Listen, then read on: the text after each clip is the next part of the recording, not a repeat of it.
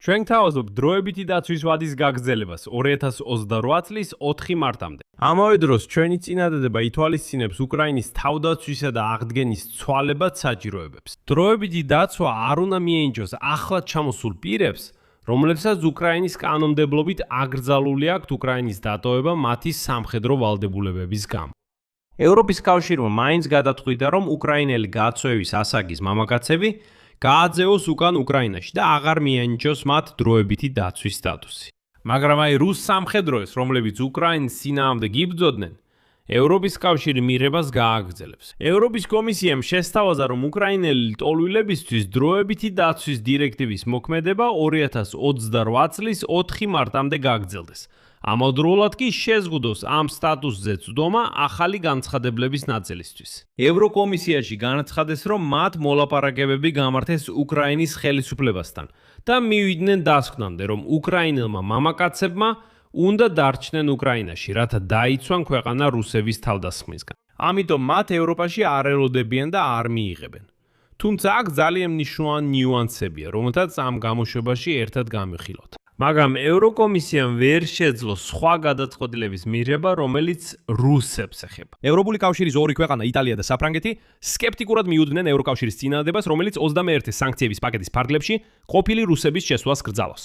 სკეპტიკურად უკრაინელებმა უნდა გააგრძელონ ქვეყნის დაცვა. 21 სანქციების პაკეტის ფარგლებში უკრაინის წინააღმდეგ ომში მონაწილე ყოფილ რუს სამხედროებს ქვეყანაში შესვლა ეკრძალებათ. იტალია და საფრანგეთი მაინც მზად არიან მიიღონ ის რუსი ოკუპანტები, რომლებმაც ომში უკრაინელები მოკლეს და ახლა ცდილობენ ევროპაში შესვლას. მე ალექსეი პიჩი მქვია. მოდით ერთად ზედმეტი ემოციების გარეშე ახლა ამ თემას განვიხილოთ, მაგრამ სანამ დავიწყეთ, გთხოვთ გამოიწეროთ არხი, მოიცონოთ ეს გამოშვება და დაწეროთ ნებისმიერი კომენტარი ამ ვიდეოს ქვეშ. გარდა ამისა, გამოიწერეთ ჩემი Telegram არხი Pitchy News-ი, ბმული არხზე მოცემული ამ ვიდეოს აღწერაში. ევროპის კომისიამ შემოგთავაზა დროებითი დაცვის დირექტივის მოქმედების გაგრძელება უკრაინელი ლტოლვილებისთვის 2028 წლის 4 მარტამდე. ამავდროულად შეზღუდა ამ სტატუსზე წვდომა ახალი უკრაინელი განცხადებლების ნაწილისთვის. როგორც მივხვდით, საუბარია სწორედ გაწვევის ასაკის მამაკაცებზე. ამის შესახებ განაცხადა ევროკომისარმა მიგრაციის საკითხებში მაგნუს ბრუნერმა. წინადადების მიხედვით დროებითი დაცვა არ უნდა მიენიჭოს ახლად ჩამოსულ უკრაინის მოქალაქეებს, რომლებსაც მობილიზაციის გამო უკრაინის დატოვება აკრძალული აქვთ. ამასთან ბრუნერმა პირდაპირ განაცხადა, რომ ასეთი გადაწყვეტილების მიღება მათ ძალიან დაჟინებით სთხოვეს უკრაინის ხელისუფლება. მისი თქმით, გადაწყვეტილება ითვალისწინებს უკრაინის თავდაცვით საჭიროებებს და მისი ომის შემდგომი აღდგენის აუცილებლობას. როგორც ჩანს, ამ ეტაპზე უკრაინას სჭირდება მამაკაცები, რათა შეავსონ უკრაინის შეიარაღებული ძალების რიგები და ასევე არ ღირს მათი ქვეყნის გარეთ გაშვება, რათა ომის დასრულების შემდეგ იმუშაონ უკრაინის აღდგენაზე. და რადგან ომი გრძელდება, ჩვენი მხარდაჭერაც უნდა გაგრძელდეს. რადგან ომი გრძელდება, ჩვენი მხარდაჭერაც რა თქმა უნდა გაგრძელდეს. სწორედ ამიტომ დღეს ჩვენ თავაზობთ დროებითი დაცვის კიდევ ერთი წლით გაგრძელებას. გაგრძელება იქნება. Expire in March 2027. ამჟამინდელი დროებითი დაცვის რეჟიმი მარტში 2027 წელს ითურება, ხოლო მარტი 2027 წლის უკვე ფაქტობრივად ხვალია. ჩვენ უნდა უზრუნველყოთ მიმდევრულობა, სიცხადე და რა თქმა უნდა სტაბილურობა. ამიტომაც თავაზობთ დროებითი დაცვის გაგრძელებას 2028 წლის 4 მარტამდე. ეს საშუალებას მოგცემს დავიცვათ. ოჯახები, რომლებმაც ევროპაში ააწვეს თავიანთი ცხოვრება და ინტეგრირდნენ მასპინძელ საზოგადოებებში. მაგალითად, სამუშაო ძიების, ევროკავშირის ეკონომიკაში ცვლილის შეტანის, ენის შესწავლის, სკოლაში სწავლების, ბიზნესის შექმნის და ასე შემდეგ. ამავე დროს ჩვენი წინადადება ითვალისწინებს უკრაინის თავდაცვისა და აღდგენის ცვალებად საჭიროებებს და ეს საკითხი ელოდება. ფართოდ განიხილებოდა ჩვენს უკრაინელ პარტნიორებთან, ჩვენს უკრაინელ მეგობრებთან, ასევე რა თქმა უნდა ჩვენს წევრ სახელმწიფოებთან. იმისთვის, რომ დაცვის სისტემა დარჩეს საიმედო და შეესაბამებოდეს უკრაინის კანონიერ საჭიროებებს, ჩვენ თავაზობთ მიზანმიმართულ კორექტირებას. ჩვენ თავაზობთ მიზანმიმართულ კორექტირებას. ჩვენ წინადადება ითვალისწინებს, რომ დროებითი დაცვა არ უნდა მიენიჭოს ახლად ჩამოსულ პირებს, რომლებსაც უკრაინის კანონმდებლობით აკრძალული აქვთ უკრაინის დატოვება მათი სამხედრო ვალდებულებების გამო. და სწორედ ამის თხოვნით მოგმართა უკრაინამ და სწორედ ამას ვაკეთებთ ჩვენ. ეს ასევე ასახავს რა თქმა უნდა წევრ სახელმწიფოებთან განხილვას, განსაკუთრებით მათთან, რომლებიც ყველაზე მეტ უკრაინელ ტოლოდს იღებენ. მაგრამ რა თქმა უნდა არსებობს წესის გამონაკლისებიც. უკრაინელები, რომლებიც იმყოფებიან, ეს ასახავს ყველაზე მეტ უკრაინელ ტოლვილს ევროკავშირის ქვეყნებში. ისინი შეინარჩუნებენ თავიანთ სტატუსს. დროებითი დაცვის სტატუსს. ამასთან ეს სელდე ბრუნერი ამას ადამიანის უფლებების დაცვის კონტექსტში წარმოაჩენს. და იმ ფაქტს, რომ ამ უკრაინელებმა უკვე მოახერხეს ინტეგრაცია ევროპულ საზოგადოებაში. რაც სხვა შორის მიუთითებს იმაზე, რომ ამ უკრაინელების დაბრუნება უკიდურესად რთულია, რადგან ევროპა მათ ასე უბრალოდ არ ჩაბრუნებს. და შემდეგ კიდევ ერთი ციტატა ბრუნერისგან. ეს დაიცავს ოჯახებს, რომლებმაც ევროპაში ცხოვრება აწყვეს და ინტეგრირდნენ მიმღებ საზოგადოებაში. იპოვეს სამუშაო, წვლილი შეიტანეს ევროკავშირის ეკონომიკაში, სწავლობენ ენას, სწავლობენ სკოლებში ან გახსნეს ბიზნესი. ამ დროისთვის ევროპული კომისიის მონაცემებით ევროკავშირში დროებითი დაცვის სტატუსი თითქმის 4,5%, 4,5% აქვს. მილიონა უკრაინცა. პარალელურად ბრიუსელმა მოუწოდა ევროკავშირის ქვეყნებს მოემზადონ დროებითი დაცვის რეჟიმის ეტაპობრივი გაუქმებისთვის. ევროკომისიას თავაზობს გააფართოვოს უკრაინელებისთვის გრძელვადიანი ბინადრობის მიღების შესაძლებლობები. ასევე შეიმუშაოს უკრაინაში ნებაყოფლობითი დაბრუნებისა და რეინტეგრაციის პროგრამები. გეგმაშია, რომ წევრ სახელმწიფოებთან და კიევთან ერთად დაიწყოს უკრაინელების ნებაყოფლობითი დაბრუნების პილოტური პროგრამა სამშობლოში. თუ უკრაინაში სიტუაცია დასტაბილურდება, ევროკომისია იტოვებს უფლებას ნებისმიერ დროს ვადაზე ადრე შეცვლითოს დროებითი დაცვის რეჟიმი. აი ერთი მხრივ, ევროკავშირის ძალგებულმა ქვეყნებმა უკვე შექმნეს დროებითი დაცვის რეჟიმიდან გადასვლის მექანიზმები.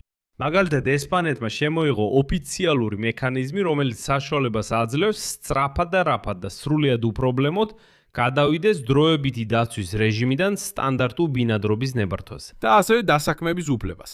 თანაც ისე, რომ ესპანეთიდან გასვლა და ვიზის უცხოეთში გაფორმება არ არის საჭირო.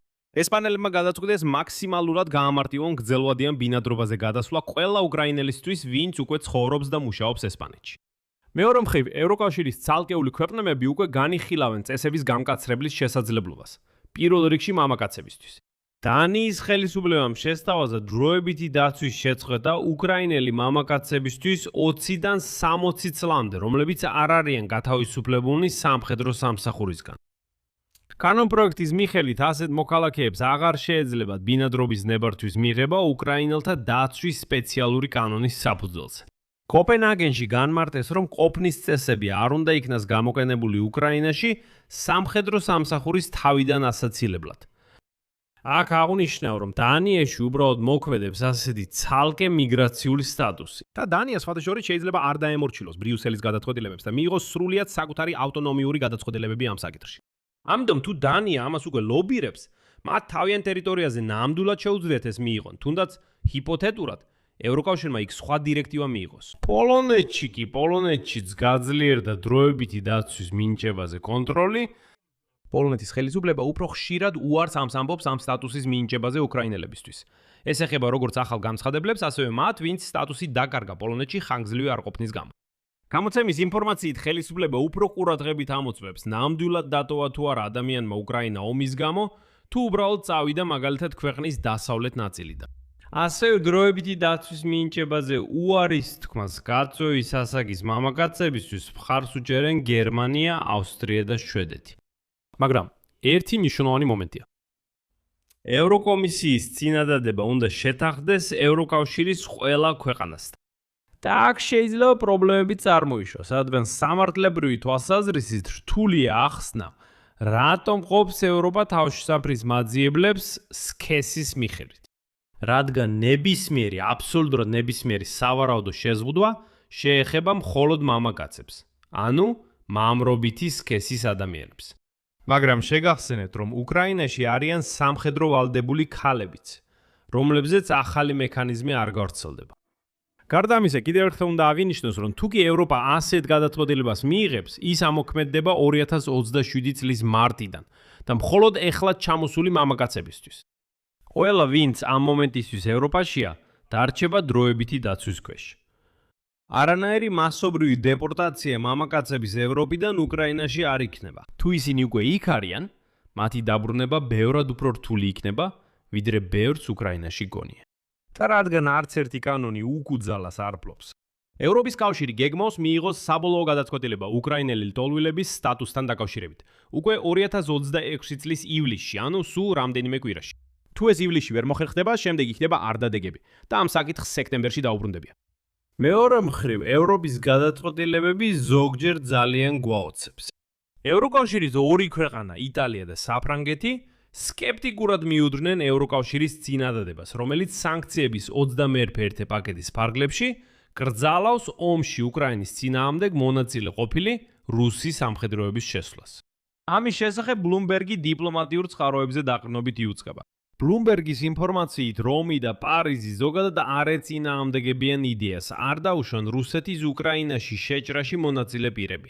თუმცა ისინი შიშობენ, რომ არსებული ფორმულირება შეიძლება გახდეს საფუძველი ყველა რუსისთვის შესვლის უნივერსალური აკრძალვისთვის. ორივე ქვეყანა ამტკიცებს, რომ ასეთი მიზანმიმართული შეზღუდვები უნდა რეგულირდეს სავიჟო პოლიტიკის მეშვეობით და არა სანქციური მექანიზმებით. გარდა ამისა, ევროპელი დიპლომატები მიუთითებენ პრაქტიკულ სირთულეებს, რადგან ევროკავშირის წევრ ქვეყნებს თავად მოუწევთ განსაზღვრონ, ვინ იბრძოდა და ვინ არა. ცხადია, მოსკოვი ასეთ მონაცემს არ გასცემს. ინიციატივა, რომ აიკრძალოს შესვლა, ეგრეთ წოდებული SWOS მებრძოლებისთვის, ანუ რუსეთის სუნიან ოკუპანტებისთვის, ახალი არ არის. მარტში გერმანიის, ბალტიისპირეთის ქვეყნების, ფინეთის, პოლონეთის, რუმინეთისა და შვედეთის ლიდერებმა უკვე გაუგზავნეს წერილი ევროკავშირის საბჭოს თავმჯდომარე ანტონიო კოშტას და ევროკომისიის თავმჯდომარე ურსულა ფონ დერ ლაიენს, სადაც მოითხოვეს შენგენის ზონაში შესვლის აკრძალვა. უკრაინაში შეჭრის მონაწილეებისთვის უსაფრთხოების საფრთხეზე მითითებით. მათ ამბობენ, რომ ესენი არიან გაველურებული რუსი ოკუპანტები და მათ ცივილიზებულ ევროპის ტერიტორიაზე არ უნდა შეუშვან. ესენი არიან ველურები, რომლებმაც ომიც აწარმოეს და ადამიანებიც მოკლეს. როგორ შეიძლება ასეთი ველურების შეშვება ევროპაში? ამ დროს კი ევროკავშირის შიგნით კვლავ არსებობს უთანხმოება ვიზის პოლიტიკასთან დაკავშირებით რუსების მიმართ. ივნისში ევროპარლამენტის დეპუტატები გერმანიაში მმართველი CDU-CSU პარტიიდან გამოვიდნენ ინიციატივით, რომ რუსეთის მოქალაქეებისთვის ტურისტული ვიზები სრულად აიკრძალოს. მათ აღშფოთება გამოხადეს იმაზე, რომ გასულ წელს 500,000-ზე მეტმა რუსმა ევროპაში გაატარა შვებულება. 9 მილიონი რუსი უბრალოდ ტურისტებად დაფრინავდნენ. როგორც ჩანს, რუსეთში ვლადიმირ პუტინი ხვირის, რომ ისინი მთელი ევროპის წინააღმდეგ იბრძვიან, რომ ევროპა ცუდია, რომ ევროპა მათ თავს ესხმის.